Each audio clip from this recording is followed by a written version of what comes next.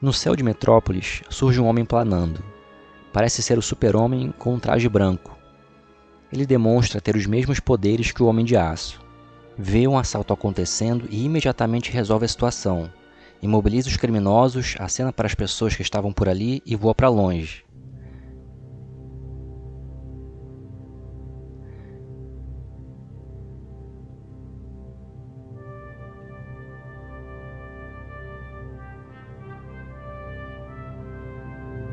No Oriente Médio, o Super-Homem enfrenta um grupo terrorista que mantinha reféns. No terreno inimigo, ele está cercado por homens-bomba e atiradores que tentam causar algum dano através de rifles, metralhadoras e até lança-foguetes. Mesmo sabendo que o esforço seria inútil, tentam distraí-lo para sair dali com as pessoas que eles tinham sequestrado.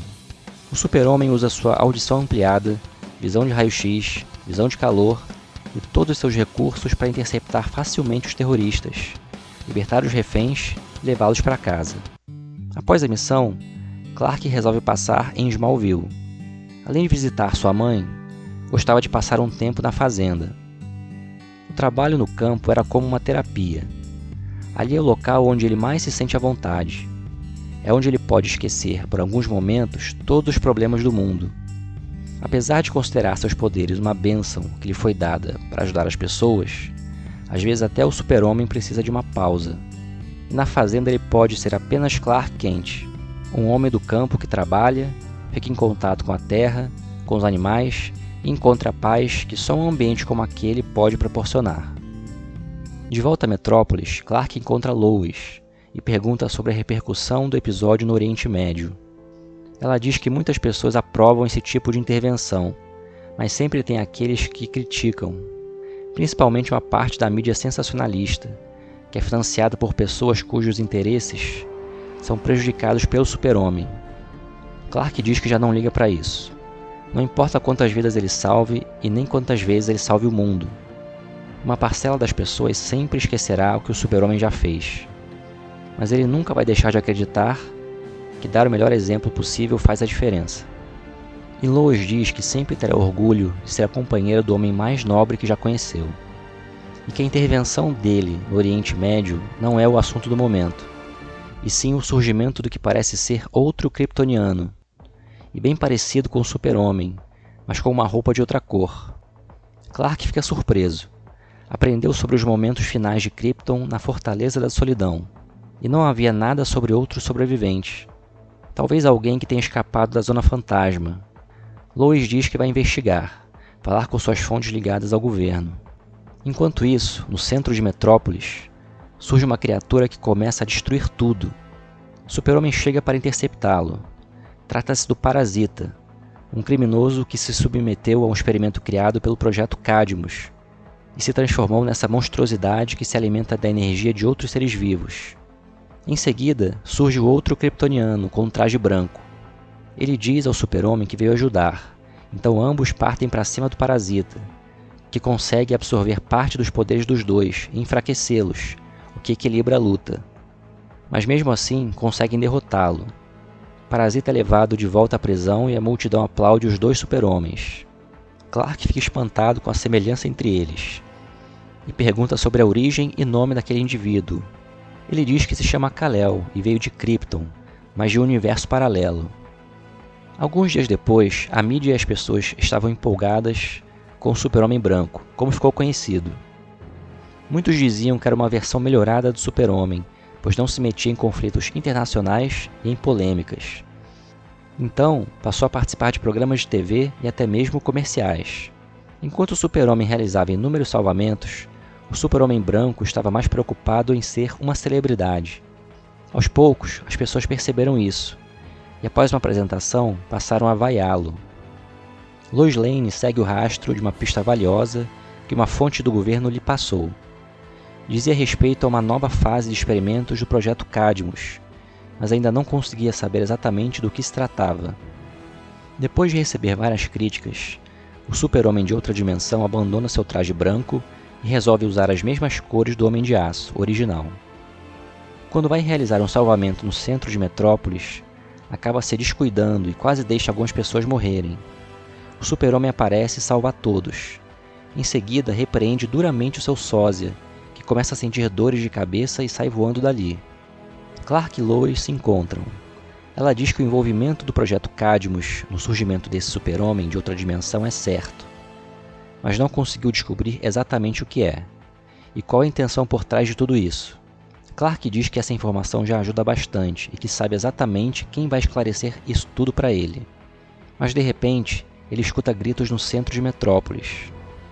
Quando chega no local, o super-homem vê o seu sósia destruindo carros e tudo o que encontra pela frente. Mas ele está diferente. Seu corpo parece estar se deteriorando. O super-homem questiona por que Kal-El estava fazendo aquilo, que dá a justificativa de estar procurando criminosos que estavam se escondendo.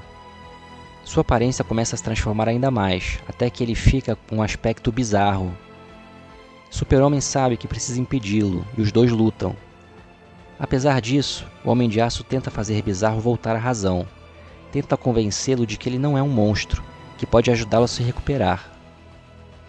Em alguns momentos, Bizarro hesita e demonstra que está confuso. Quando está prestes a desistir, surge o Parasita, que o ataca e suga boa parte de sua força. Bizarro agora está muito fraco. O Super-Homem vai para cima do Parasita. A luta é equilibrada, já que o monstro consegue sugar parte dos poderes kryptonianos simplesmente ao tocar nele. Em meio à luta, Metrópolis tem vários prédios e locais danificados.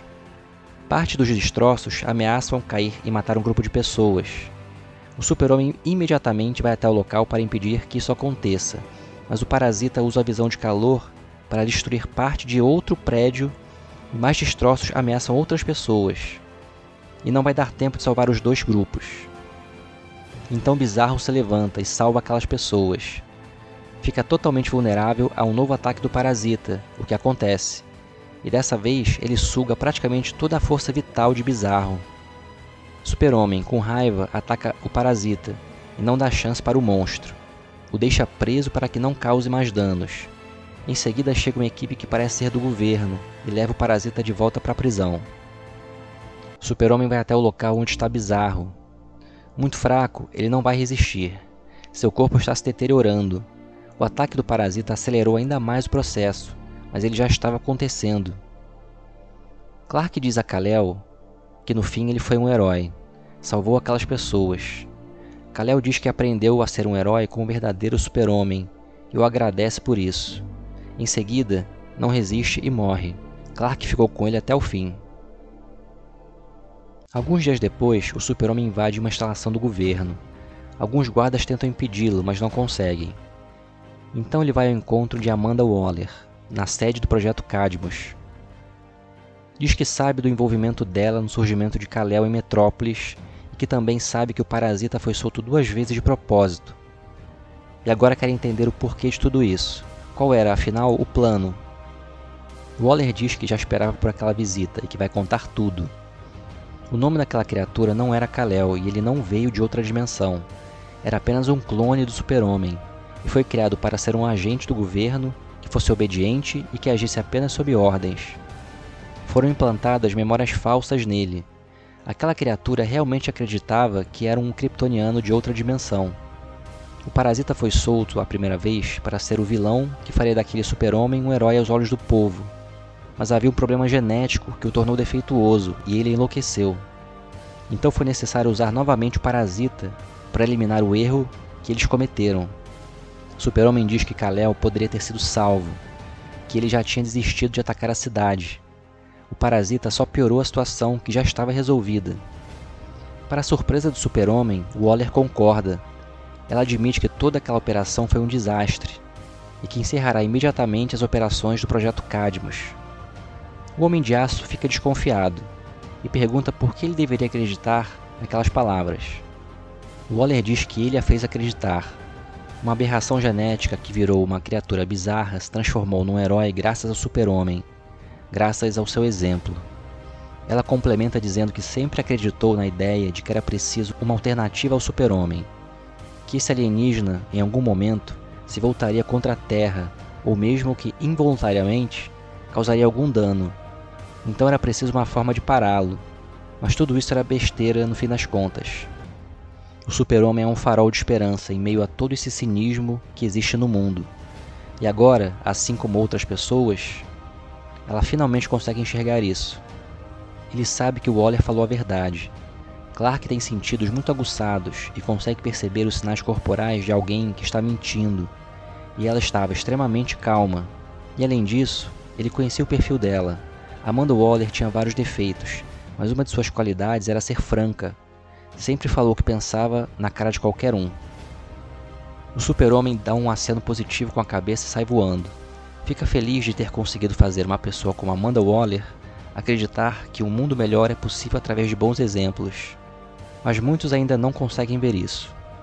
E o Super-Homem vai continuar na luta por um mundo mais justo, onde a verdade sempre prevaleça. E não vai descansar até que a humanidade percorra um caminho de luz e esperança.